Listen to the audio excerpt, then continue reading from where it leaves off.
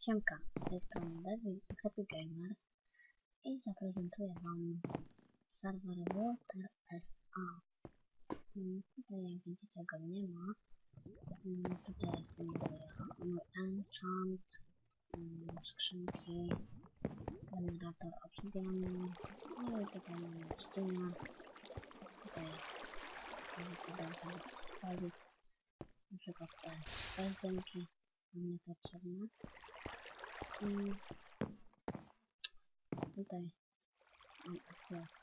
mam odrzut 2, ostrość 4, niezniszczalność 3 i wydajność 3, no i wędkę, czyli niezniszczalność 3, obsunięta 2 i morska fortuna 2.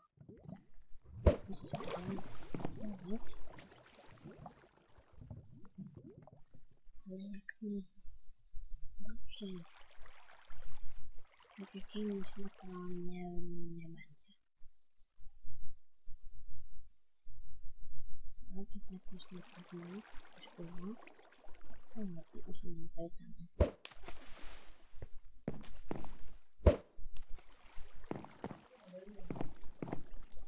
Dobra. I będziemy próbować. Tak, moje filmiki będą mało się nagrywać. O, jest rybka, ale fajnie. Dobra. Moje filmy nie będą aż tak długo trwały, bo wiecie, szkoła i takie tam. I znów leci. O! Ach!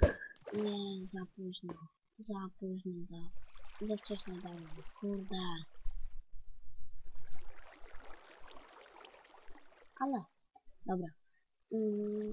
Jakbyście chcieli wejść, to zapraszam. Fajny serwer, drop z kamienia nie ma, jest normalny. No i takie to.